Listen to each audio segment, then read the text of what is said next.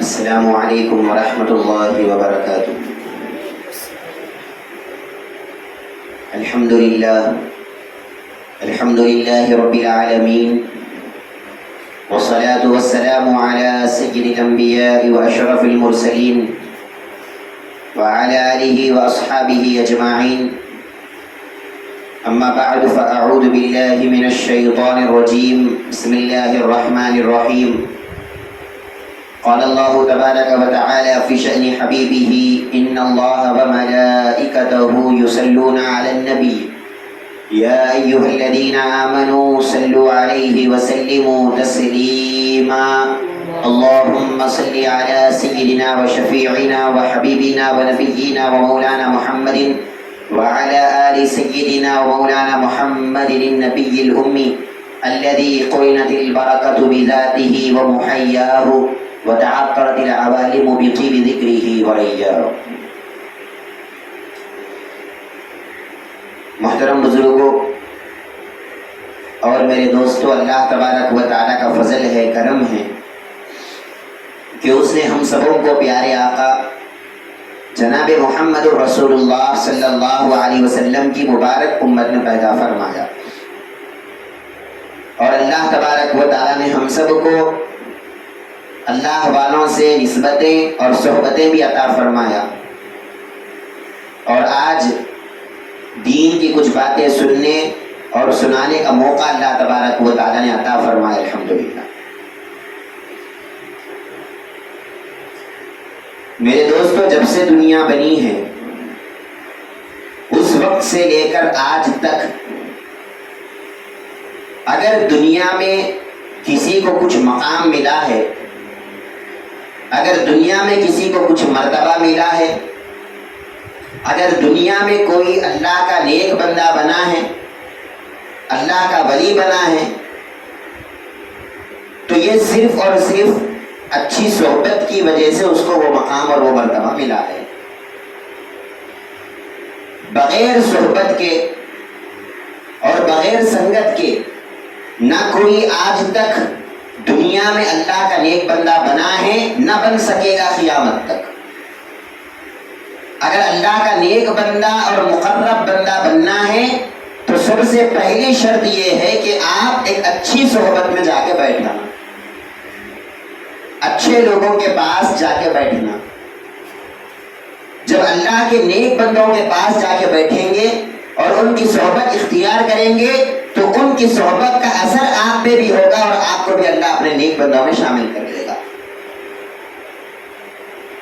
جب سے دنیا بنی ہے اس وقت سے لے کر آج تک آپ دیکھتے چلے جائیں کہ جتنے لوگوں کو اللہ نے اپنا نیک بندہ بنایا ہے یا کچھ مقام یا مرتبہ دیا ہے تو صرف اچھی صحبت کی وجہ سے دیا ہے۔ سب سے پہلے بات کرتے ہیں ہمارے اور آپ کے آقا جناب محمد رسول اللہ صلی اللہ علیہ وسلم کی، کہ اللہ تبارک و تعالیٰ نے آپ کو اتنا بڑا مقام اور مرتبہ عطا فرمایا کہ آپ کے نور سے اللہ نے ساری کائنات کو پیدا کیا، اور اللہ نے آپ کو اپنا محبوب بنایا، تمام نبیوں کا سردار اور پیغمبر اور تمام نبیوں کا بڑا بنایا۔ تو یہ مقام اور یہ مرتبہ سرکار کو ملا تو کیسے ملا؟ رسول اللہ صلی اللہ علیہ وسلم کو اتنا جو بڑا مقام اللہ نے عطا فرمایا تو کیوں عطا فرمایا؟ وجہ یہ ہے کہ جب اللہ تبارک و تعالیٰ نے دنیا کو بنانا چاہا، دنیا کی تخلیق کرنا چاہا، تو سب سے پہلے اللہ تبارک و تعالیٰ نے سرکار دو عالم صلی اللہ علیہ وسلم کے مبارک نور کو پیدا فرمایا۔ وہ مبارک نور کہاں تھا پیدا ہونے کے بعد اور کیا کیا کرتا تھا؟ تو سرکار دو عالم صلی اللہ علیہ وسلم خود ارشاد فرماتے ہیں کہ میں اللہ کی صحبت میں رہا کرتا تھا اور اللہ کا ذکر اور اللہ کی عبادت کیا کرتا تھا۔ تو وہ سرکار دو عالم صلی اللہ علیہ وسلم کا مبارک نور جب اللہ کی صحبت میں تھا اور اللہ کی سنگت میں تھا تو اس صحبت کا ایسا اثر ہوا کہ اللہ کی صحبت میں رہنے کی وجہ سے وہ اب نور اللہ کا پیارا نور بن گیا اور اللہ کا محبوب بن گیا۔ اللہ تبارک و تعالیٰ نے اسی ایک صحبت کی وجہ سے پیارے نبی صلی اللہ علیہ وسلم کے نور سے ساری کائنات کو بنا دیا اور سرکار کو اپنا محبوب اور اپنا پیارا بنا دیا۔ یہ مقام اور یہ مرتبہ جو سرکار دو عالم صلی اللہ علیہ وسلم کو ملا تو صرف اور صرف اچھی صحبت کی وجہ سے ملا۔ وہ اللہ تبارک و تعالیٰ کی جو صحبت آپ نے کیا, جو اللہ کے ساتھ آپ رہے تھے اور اللہ کا ذکر اور اللہ کی عبادت جو آپ نے کیا تھا, بس اسی صحبت اور اسی سنگت کی وجہ سے اللہ تبارک و تعالیٰ نے آپ کو اتنا بڑا مقام اور مرتبہ عطا فرما دیا. پھر اس کے بعد دیکھیے آپ, سرکار دو عالم صلی اللہ علیہ وسلم کے بعد 1,24,000 نبیوں کو اللہ نے مقام اور مرتبہ عطا کیا. ہر نبی کو اللہ نے کچھ نہ کچھ مقام دیا, ہر نبی کو اللہ نے کچھ نہ کچھ مرتبہ دیا. تو یہ مقام اور یہ مرتبہ اس نبی کو ملا تو کیسے ملا؟ قرآن پاک میں اللہ تبارک و تعالیٰ ارشاد فرماتا ہے وَإِذْ أَخَذَ اللَّهُ مِيثَاقَ النَّبِيِّينَ لَمَا آتَيْتُكُم مِّن كِتَابٍ وَحِكْمَةٍ ثُمَّ جَاءَكُمْ رَسُولٌ مُصَدِّقٌ لِّمَا مَعَكُمْ لَتُؤْمِنُنَّ بِهِ وَلَتَنصُرُنَّهُ. اللہ تبارک و تعالیٰ 1,24,000 نبیوں کو دنیا میں بھیجنے سے پہلے عالم ارواح میں ابھی دنیا میں آئے بھی نہیں ہے, دنیا میں آنے سے پہلے تمام نبیوں کی روحوں کو جمع کرتا ہے اور کہتا ہے کہ اے نبیوں کی روحوں, میں تم کو دنیا میں بھیجنے والا ہوں, تم کو دنیا میں نبی بنانے والا ہوں, تم کو دنیا میں کتاب اور حکمت دینے والا ہوں, سب کچھ دوں گا, لیکن بس ایک شرط ہے, ایک کنڈیشن ہے, اور وہ شرط یہ ہے کہ جب تمہارے پاس میرا پیارا نبی آئے, جب محمد رسول اللہ تمہارے پاس آئے تو تم اپنی نبوت کو چھوڑ دینا اور میرے نبی پر ایمان ڈالنا. حضرت موسیٰ علیہ السلام کے زمانے میں اگر سرکار دو عالم آ جاتے تو موسیٰ علیہ السلام پر یہ ضروری ہوتا کہ موسیٰ علیہ السلام اب نبی نہیں ہوتے, وہ اپنی نبوت کو چھوڑ کر سرکار پر ایمان لا لیتے. اگر حضرت عیسیٰ کے زمانے میں سرکار دو عالم صلی اللہ علیہ وسلم تشریف لا لیتے تو عیسیٰ علیہ السلام پھر اپنی نبوت کا اعلان نہیں کرتے, اپنی رسالت کا اعلان نہیں کرتے, بلکہ وہ اپنی نبوت کو بازو رکھ کے وہ سرکار کا اعلان کرتے اور سرکار کی نبوت کو تسلیم کر لیتے. تو عالم ارواح میں جو سرکار دو عالم صلی اللہ علیہ وسلم کی صحبت جو ان نبیوں کو نصیب ہوئی, جب سرکار دو عالم صلی اللہ علیہ وسلم کی سنگت ان نبیوں کو نصیب ہوئی, ایک طرف سرکار کی صحبت بھی تھی اور پھر سرکار کے وسیلے سے اللہ کی صحبت بھی تھی اور اللہ سے باتیں بھی ہو رہے تھے. تو اللہ کی صحبت اور سرکار کی صحبت, جب یہ دو صحبتیں نبیوں کو ملی تو 1,24,000 نبیاں بن گئے اور اللہ تبارک و تعالیٰ نے سب کو کچھ نہ کچھ مقام اور مرتبہ عطا کر دیا.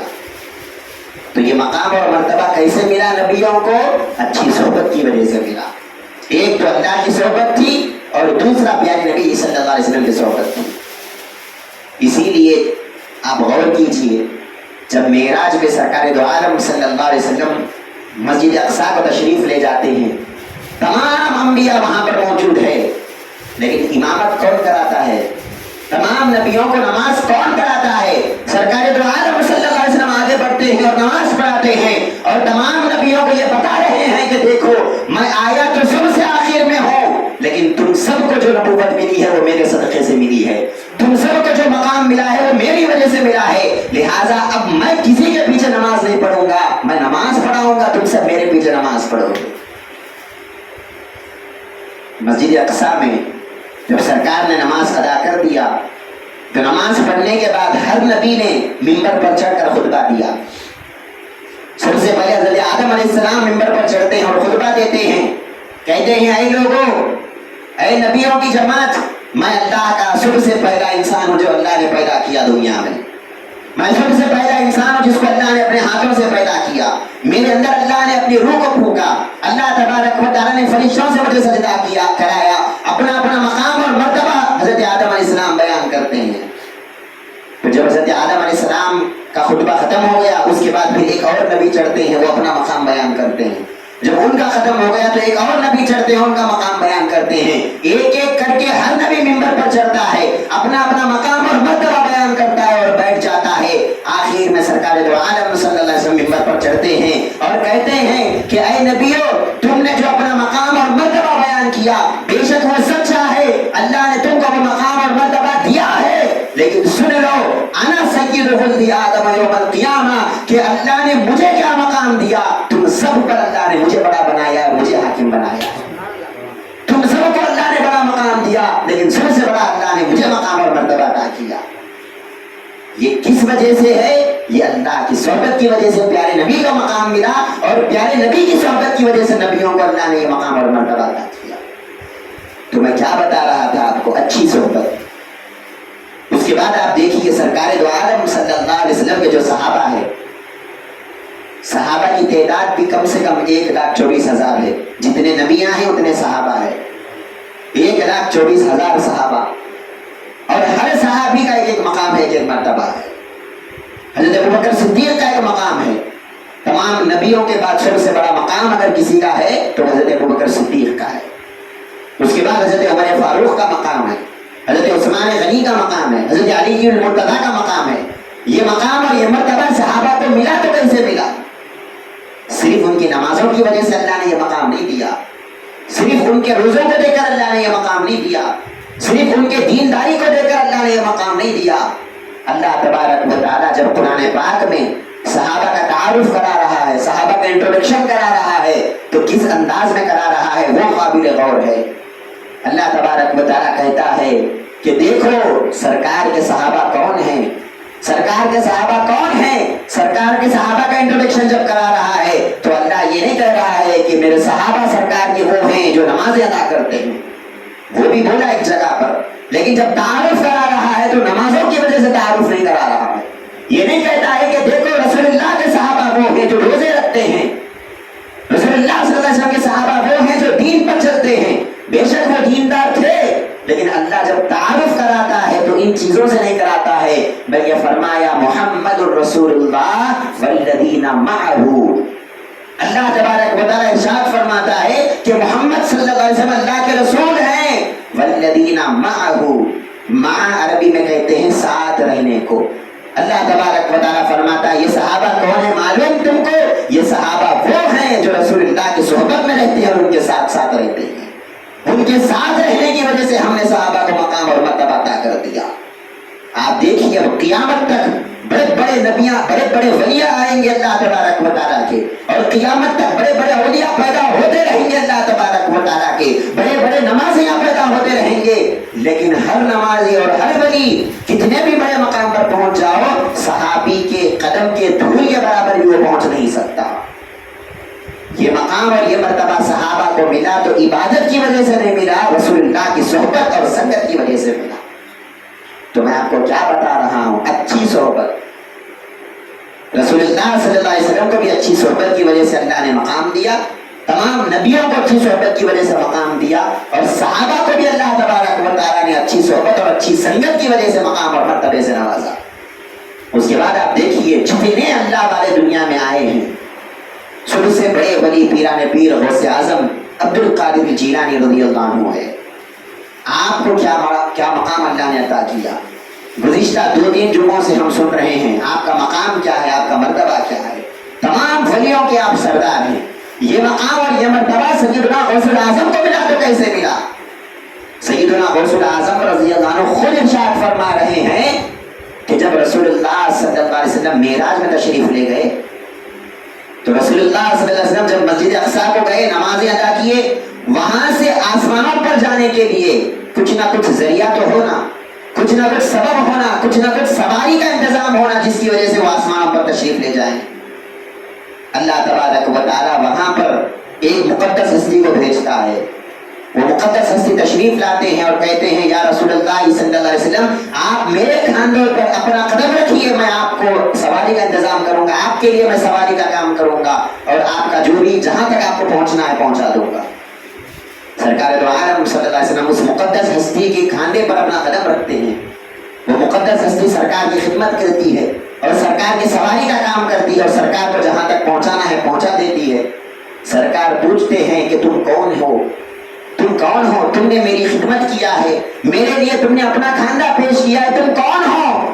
وہ مبارک ہستی کہتی ہے کہ یا رسول اللہ صلی اللہ علیہ وسلم میں آپ کی اولاد میں ایک آنے والا بندہ ہوں اور میرا نام عبد القادر جیلانی ہے, میں آپ کی خدمت کے لیے آیا ہوں. اللہ تبارک و تعالیٰ سے دعا کر کر اللہ نے مجھے آپ کی خدمت کے لیے معمور کیا ہے, میں آپ کی خدمت کے لیے اپنے کھاندے کو پیش کر رہا ہوں. سرکار دو عالم صلی اللہ علیہ وسلم خوش ہو جاتے ہیں, کہتے ہیں اے عبد القادر جیلانی جس طرح تم نے اب میرے قدم کے لیے اپنا کھاندہ پیش کیا, اب قیامت تک آنے والے ولیوں کے کھاندوں پر تمہارا قدم ہوگا. جاؤ میں تم کو تمام ولیوں کی سرداری عطا کرتا ہوں. یہ مقام اور یہ مرتبہ حضور سیدنا غوث اعظم کو ملا تو رسول اللہ صلی اللہ علیہ وسلم کی اس صحبت کی وجہ سے ملا. اور پھر اس کے بعد सैयदना गौसुल आजम रज़ी अल्लाह अन्हु जब दुनिया में तशरीफ लाते हैं, 11 पीरों के हाथ पर आप बैयत करते हैं और 11 नेक लोग और 11 पीरों की सोहबत को आप इख्तियार करते हैं। मैं क्या बता रहा हूं आपको, दुनिया में किसी को अल्लाह तबारक व तआला खुद ब खुद कोई मकाम नहीं देता। अल्लाह जब मकाम देता है तो उसकी सोहबत और संगत की वजह से देता है। हुजूर सैयदना गौसुल आजम को रसूलुल्लाह सल्लल्लाहु अलैहि वसल्लम से एक रूहानी निस्बत तो थी, रूहानी सोहबत तो थी, रूहानी ताल्लुक तो था, लेकिन जाहिर में भी वो 11 पीरों के हाथ पर बैयत करते हैं और 11 अल्लाह वालों की सोहबत को इख्तियार करते हैं। जब कहीं जाकर हुजूर सैयदना गौसुल आजम को अल्लाह इतना बड़ा मकाम और मर्तबा अता करता है। उसके बाद आप देखिए हुजूर सैयदना गरीब नवाज सरकार रज़ियल्लाहु अन्हु तमाम हिंदुस्तान के शहंशाह है। हिंदुस्तान में विलायत तकसीम होती है तो हुजूर सैयदना गरीब नवाज के दर से तकसीम होती है। अगर किसी को क़यामत तक हिंदुस्तान में वली बनना है, हुजूर सैयदना गरीब नवाज के पास जाना पड़ेगा। अल्लाह तबारक व तआला हिंदुस्तान की विलायत को गरीब नवाज के पास रखा है। अगर कोई ये कहे कि मैं गरीब नवाज के पास नहीं जाऊंगा, अल्लाह मुझे वली बना दे, अल्लाह तबारक व तआला वो मर जाएगा लेकिन वली नहीं बनाएगा उसको। क्यों? क्योंकि विलायत हिंदुस्तान की गरीब नवाज के हाथ में है। इतना बड़ा मकाम और मर्तबा हुजूर सैयदना गरीब नवाज को मिला तो कैसे मिला? ये मकाम और ये मर्तबा छुप के नहीं मिला। सैयदना गरीब नवाज ने भी अच्छे लोगों की सोहबत को इख्तियार किया, अपने पीर की सोहबत को इख्तियार किया, 40 साल तक मुजाहदे किए, मुराकबे किए, अपने पीर की सोहबत को इख्तियार किया। और हुजूर सैयदना गौसुल आजम रज़ी अल्लाह अन्हु पीराने पीर की गुलामी को भी आपने इख्तियार किया, तब कहीं जाकर अल्लाह ने ये मकाम और ये मर्तबा अता किया। जब गौसे आजम ने ऐलान किया कि मेरा ये कदम तमाम वलियों की गर्दनों पर है, बगदाद में बैठे बैठे ऐलान कर रहे हैं और गरीब नवाज सरकार ईरान की जंगलों में है, इबादत कर रहे हैं। बगदाद में बैठकर लाखों किलोमीटर दूर गरीब नवाज सरकार को वो आवाज सुनाई देती है कि गौसे आजम ने ऐलान किया है कि मेरा ये कदम तमाम वलियों की गर्दनों पर है। आप वो आवाज को सुनते हैं और अपनी गर्दन को झुकाकर कहते हैं बल अला ऐनी व रासी या सय्यदी, ऐ गौसे आजम तमाम वलियों की गर्दनों पर आपका कदम है, लेकिन मेरे आंखों पर भी आपका कदम है, मेरे सर पर भी आपका कदम है। तो गौसे आजम की वो जो सोहबत मिली, गौसे आजम की वो जो रूहानी संगत मिली, एक तरफ तो रूहानी सोहबत गौसे आजम की और फिर दूसरी तरफ एक वली की सोहबत में भी आप बैठते हैं, एक वली की सोहबत को आप इख्तियार करते हैं और उनकी सोहबत में बैठकर तालीमात को हासिल करते हैं। उस सोहबत की वजह से अल्लाह ने ये मकाम और ये मर्तबा आपको अता कर दिया। हुजूर सैयदना गौसुल आजम रज़ी अल्लाह अन्हु खुद इरशाद फरमाते हैं कि ऐ लोगों, मैं तुमको वसीयत करता हूं कि तुम अच्छी सोहबत को इख्तियार करो। गौसे आजम की किताबों में ये बात लिखी हुई है। गौसे आजम इरशाद फरमाते हैं मैं तुमको वसीयत करता हूं, तुम अल्लाह के नेक बंदों की सोहबत में रहा करो, तुम अल्लाह वालों के पास जाकर बैठा करो। क्यों? अल्लाह के नेक बंदों की सोहबत में रहने की वजह से अल्लाह की रहमत और अल्लाह की नजर करम तुम्हारे ऊपर भी गिरेगी और तुमको भी अल्लाह कुछ ना कुछ मकाम और मर्तबा अता करेगा। बुरे लोगों की सोहबत में बैठने से और बुरे लोगों के पास जाने से कुछ दुनिया में हमको मिलने वाला नहीं है। रसूलुल्लाह सल्लल्लाहु अलैहि वसल्लम इरशाद फरमाते हैं, हदीस मुबारक है, सरकार फरमाते हैं अस्सहबतु तुअस्सिर। आप इरशाद फरमाते हैं कि सोहबत असर करती है, सोहबत रंग लाती है। तुम जिसकी सोहबत में बैठोगे उसका असर तुम पे होगा। अच्छों की सोहबत में बैठोगे तो अच्छा असर होगा और बुरों की सोहबत में बैठोगे तो बुरा असर होगा। और फिर सरकार दो आलम सल्लल्लाहु अलैहि वसल्लम इरशाद फरमाते हैं ला तुसाहिब इल्ला मुमिना। सरकार इरशाद फरमाते हैं कि ऐ बंदे सुन ले, मैं मोहम्मद रसूलुल्लाह तुझे वसीयत कर रहा हूँ और तुझे हुक्म देता हूँ कि तू सिवाय ईमान वाले के किसी दूसरे की सोहबत में जाकर नहीं बैठना, सिवाय ईमान वाले के और नेक बंदे के किसी दूसरे के पास जाके नहीं बैठना। होगा क्या? ये होगा कि तू जब गैर की सोहबत में बैठेगा, अल्लाह के दुश्मनों की सोहबत में बैठेगा, गुनहगारों की सोहबत में बैठेगा, तो उसका असर खुद ब खुद तेरे दिल पर भी होगा और तेरा दिल भी अल्लाह के जिक्र से गाफिल हो जाएगा। कुरान पाक में अल्लाह इरशाद फरमाता है वस्बिर नफ्सका मअल्लज़ीना यदऊना रब्बहुम बिलगदाति वलअशी युरीदूना वजहहु वला तादु अन्नाका अन्हुम। अल्लाह इरशाद फरमाता है कि तुम अपने आप को ऐसे लोगों के साथ जमा के रखो और ऐसे लोगों के साथ बिठाए रखो अपने आप को जो सुबह शाम अल्लाह को याद करते हैं और अल्लाह का जिक्र करते हैं। अल्लाह का जिक्र करने वालों के साथ बैठो, अल्लाह को याद करने वालों के साथ बैठो, अल्लाह के नेक बंदों के साथ बैठो, बुरे लोगों की सोहबत में मत जाओ। अल्लाह तबारक व तआला इरशाद फरमा रहा है, वला तदवैना कानहुम, अच्छे लोगों से अपने चेहरे को भी ना हटाओ, अपनी निगाहें भी ना हटाओ, हमेशा अपनी आंखों में अच्छे लोगों को बसाए रखो। वला तुतिअ मन अगफलना क़ल्बहु अन ज़िक्रिना, और जो शख्स हमारे जिक्र से गाफिल है, जिसका दिल हमारे जिक्र से दूर है, ऐसे लोगों की सोहबत में तुम हरगिज़ मत बैठो और ऐसे लोगों की इताअत मत करो। अल्लाह तबारक व तआला भी हमको अच्छे लोगों की सोहबत में जाने का हुक्म देता है। आप देखिए, अगर कोई शख्स इतर बेचने वाले के पास जाकर बैठेगा, थोड़ी देर बैठेगा इतर बेचने वाले के पास, इतर को लगाने की जरूरत नहीं है, खाली साथ बैठो, आपके अंदर से भी खुशबू आना शुरू हो जाएगी। आप कहेंगे कि भाई मैं तो इतर लगाया नहीं, मैं तो अपने जिस्म पे इतर को नहीं लगाया, खुशबू का इस्तेमाल नहीं किया, फिर मेरे अंदर से खुशबू क्यों आ रही है? जवाब ये दिया जाएगा कि तूने खुशबू तो इख्तियार नहीं किया, लेकिन खुशबू वाले के पास बैठा तो उसका असर तेरे ऊपर भी हो रहा है। होगा या नहीं होगा? इसी तरह अगर आप मेथर के पास बैठोगे, दैनिक साफ करने वाले के पास बैठोगे, आपको वो गंदगी लगाने की जरूरत नहीं है अपने ऊपर, खुद ब खुद आपके अंदर से गंदगी और बू आना शुरू हो जाएगी। आप कहेंगे कि मैं तो ये गंदा अपने ऊपर लगाया नहीं, मैं तो ये गंदगी अपने ऊपर इस्तेमाल नहीं किया, फिर मेरे अंदर से बदबू क्यों आ रही है? जवाब ये दिया जाएगा कि गंदगी तो तूने इख्तियार नहीं किया, लेकिन जब गंदगी के साथ रहा और जब बदबू की सोहबत में रहा तो उसका असर तेरे ऊपर भी होगा, अब तेरे अंदर से भी बदबू आना शुरू हो जाएगी। क्या समझ में आ रहा है? इससे अल्लाह तबारक व तआला ये निशानियां और ये अलामतें बतलाकर हमको ये दिखा रहा है कि देखो, अगर तुम अच्छी सोहबत में बैठोगे, तुम अच्छे नहीं बने तो नहीं बने, लेकिन उसका असर तो तुम पर भी होगा। अगर तुम बुरी सोहबत में बैठोगे तो तुम बुरे बनो या ना बनो, लेकिन उसका असर तुम पर भी होगा। तो हमारा काम क्या होना चाहिए? जब हमने सुना कि रसूलुल्लाह सल्लल्लाहु अलैहि वसल्लम से लेकर क़यामत तक आने वाले हर नेक बंदे को अच्छी सोहबत की वजह से जब अल्लाह ने मकाम और मर्तबा अता किया, तो हम भी जब अल्लाह के नेक बंदे बनना चाहते हैं और अल्लाह के मुकर्रब बंदा बनना चाहते हैं, अल्लाह के पसंदीदा बनना चाहते हैं, तो हमारा काम भी ये होना चाहिए कि हम अच्छे लोगों की सोहबत को इख्तियार करें। कुरान पाक में अल्लाह तबारक व तआला असहाबे कहफ का वाक़या बयान करता है। असहाबे कहफ कौन है? कहफ का माना अरबी में गुफा को कहते हैं। असहाबे कहफ यानी गार वाले, गुफा वाले। कुछ बंदे अल्लाह के ऐसे थे जो ईमान वाले बंदे थे, उनके मोहल्ले में पूरे काफिरा थे, बस वो थोड़े से ईमान वाले बंदे हैं। अब ये काफिरा मिलकर इनको सताते हैं, इनको तकलीफें देते हैं, तो ये काफिरों की तकलीफों से बचने के लिए एक पहाड़ का जाके गुफा में गार बजाकर पनाह लेते हैं। उनका वाक़िया है, कुरान पाक में अल्लाह जिक्र करता है, उसको असहाबे कहफ का वाक़िया कहा जाता है। जब ये असहाबे कहफ जा रहे थे गार को, जब ये बस्ती वालों से बचकर छुपकर जा रहे थे, तो रिवायतों में आता है कि एक कुत्ता इनके पीछे पीछे आ रहा था। ये असहाबे कहफ ने देखा, ये अल्लाह वालों ने देखा कि एक कुत्ता पीछे आ रहा है, ये कुत्ता है, भूखेगा हमको देखकर, ये आवाजें करेगा। जब ये भूखेगा तो लोगों को मालूम हो जाएगा कि हम यहाँ पर है और लोग आकर हमको सताएंगे और मारेंगे, तो लिहाजा ये कुत्ते को भगाना चाहिए। तो असहाबे कहफ ने क्या किया? उन वलियों ने क्या किया? पत्थर लेकर उस कुत्ते को मारा, उस कुत्ते को भगाने की कोशिश करने लगे, उस कुत्ते को मारने लगे। अब वो कुत्ते को अल्लाह तबारक व तआला ने ज़बान अता किया।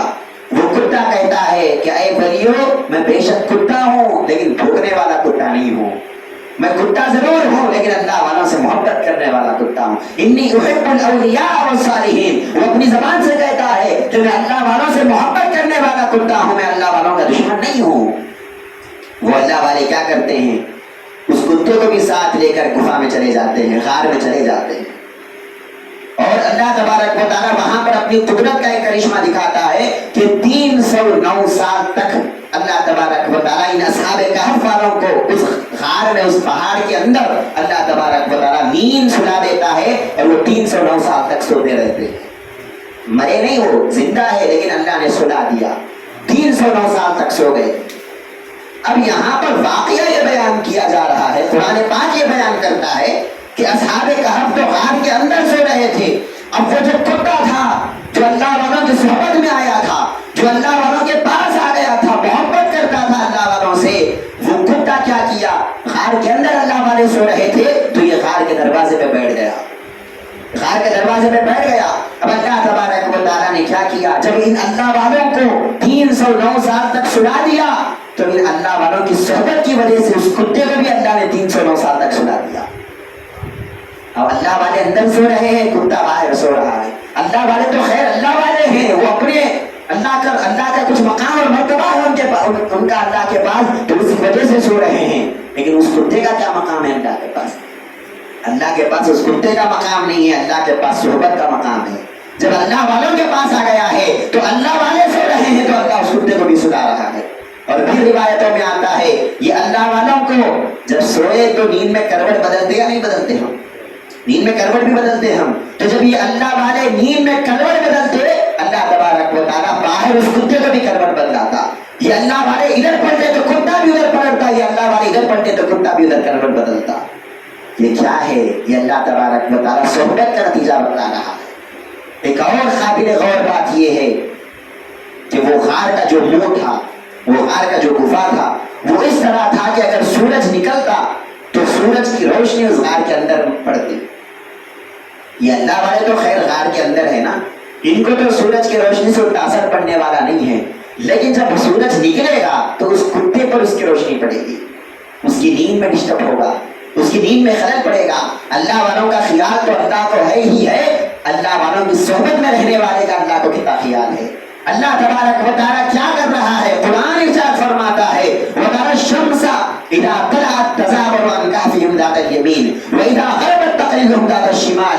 अल्लाह कह रहा है कि तुम सूरज को देखोगे 309 साल तक, जब सूरज निकलता हम उसको थोड़ा सा हटाकर अपनी जगह से निकालते ताकि इन अल्लाह वालों की नींद में डिस्टर्ब ना हो। अल्लाह वालों का डिस्टर्ब नहीं है, वो तो अंदर से रहे हैं। अल्लाह वालों की सोहबत में रहने वाले उस कुत्ते का डिस्टर्ब ना हो। 309 साल तक अल्लाह ने सूरज के डायरेक्शन को तब्दील कर दिया। जब सूरज निकलता तो थोड़ा सा हट के निकलता, और जब डूबता तब भी थोड़ा सा हट के डूबता ताकि इस कुत्ते को परेशानी ना हो। बताइए आप, अल्लाह वालों की सोहबत में रहने वाले उस कुत्ते को अल्लाह ने क्या दिया? फिर जब 309 साल के बाद अल्लाह तबारक व तआला इन अल्लाह वालों को फिर नींद से होशियार करता है, बेदार करता है, इन अल्लाह वालों के साथ अल्लाह उस कुत्ते को भी उठाता है। आप गौर कीजिए, अल्लाह वालों के साथ सोया था तो अल्लाह वालों के साथ बेदार भी हो रहा है। भाई कुत्ते की जिंदगी कितनी है? ज्यादा से ज्यादा 10 साल जिएगा, 20 साल जिएगा, उसके बाद मर जाएगा। लेकिन 309 साल तक इन अल्लाह वालों के सदक़े में अल्लाह वाले भी जिंदा है, बाहर कुत्ता भी जिंदा है। बाज़ाब्ता सांस चल रही है। 309 साल के बाद अल्लाह फिर नींद से होशियार करता है, बेदार करता है। ये अल्लाह वाले आपस में एक दूसरे को पूछ लेते हैं कि हम कितनी देर सोए, हम कितनी देर सोए? तो एक अल्लाह वाला कहता है उनमें क़ालू लबिस्ना यौमन औ बअद यौम, कहता है कि शायद हम एक दिन सो के उठे।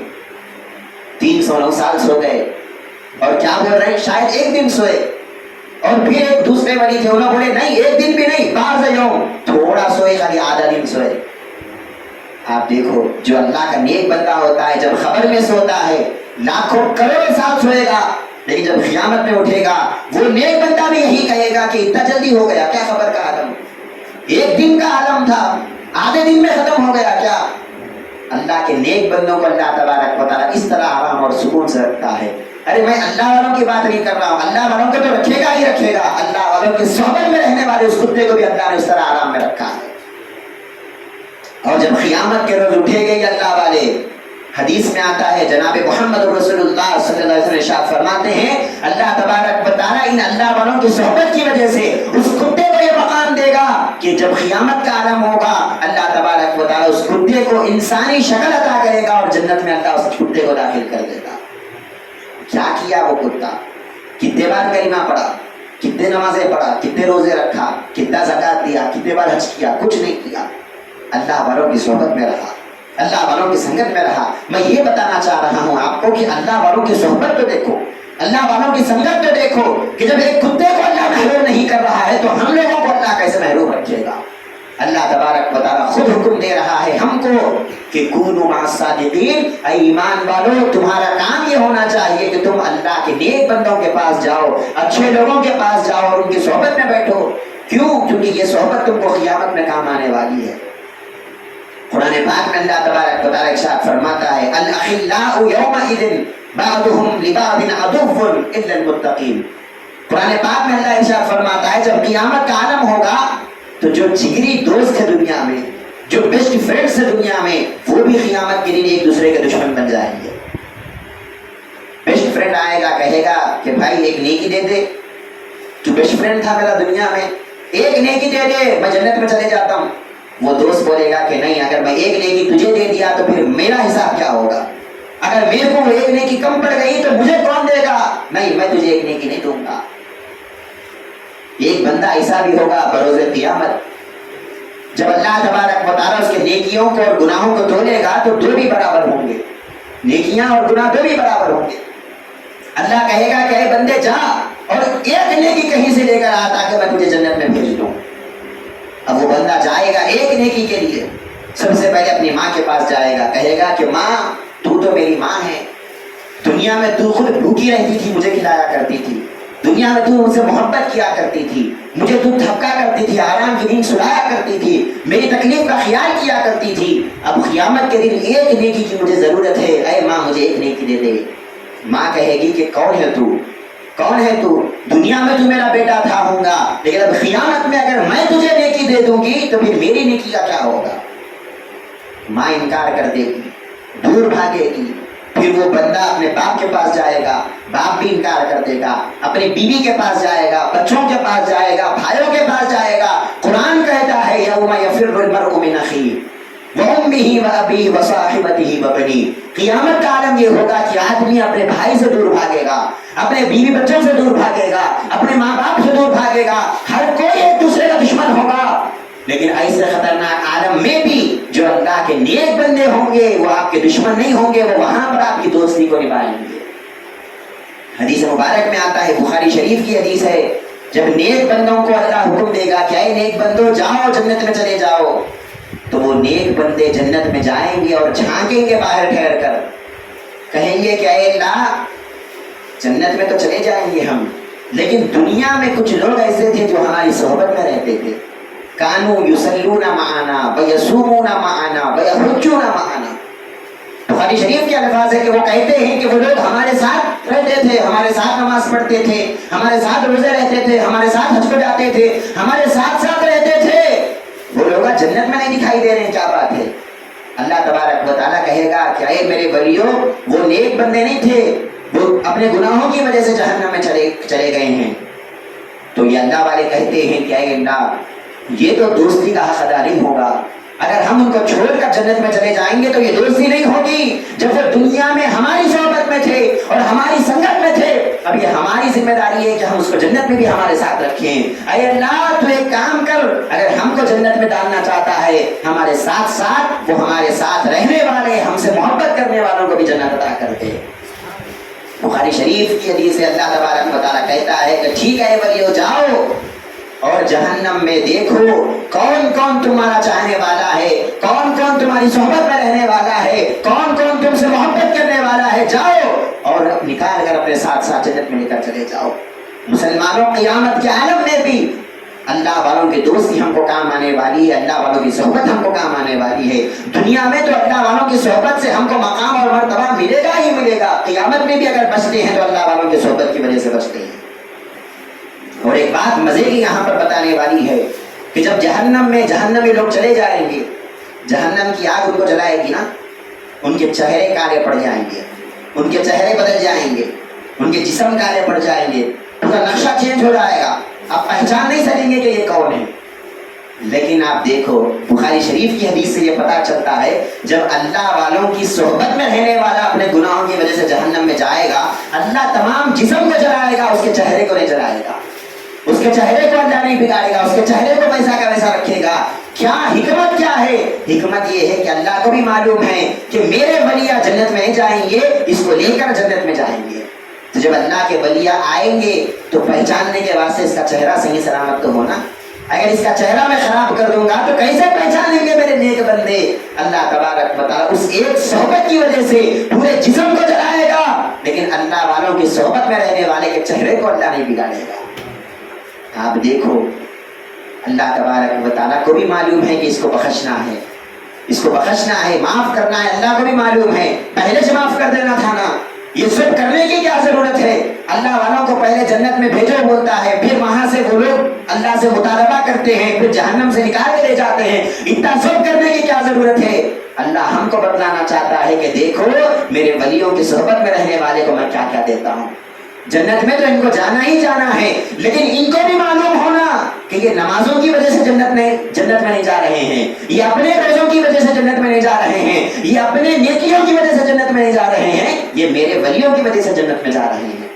तमाम दुनिया वालों को भी मालूम होना कि मेरे वलियों की सोहबत में रहने वालों को मैं क्या क्या देता हूँ। अलगज़ बताने का मकसद ये है, अल्लाह का बड़ा फजल है, अल्लाह तबारक व तआला ने हमको अल्लाह वालों की निस्बतें और अल्लाह वालों की सोहबतें अता किया। अब हमारा काम क्या होना चाहिए? मरते दम तक इन अल्लाह वालों की सोहबत में रहना, मरते दम तक इन अल्लाह वालों की संगत में रहना, और याद रखना कि इन अल्लाह वालों के अलावा अल्लाह के अजाब से कोई बचाने वाला हमको नहीं है। इन अल्लाह वालों के अलावा, अल्लाह के नेक बंदों के अलावा अल्लाह के कहर से हमको कोई बचाने वाला नहीं है।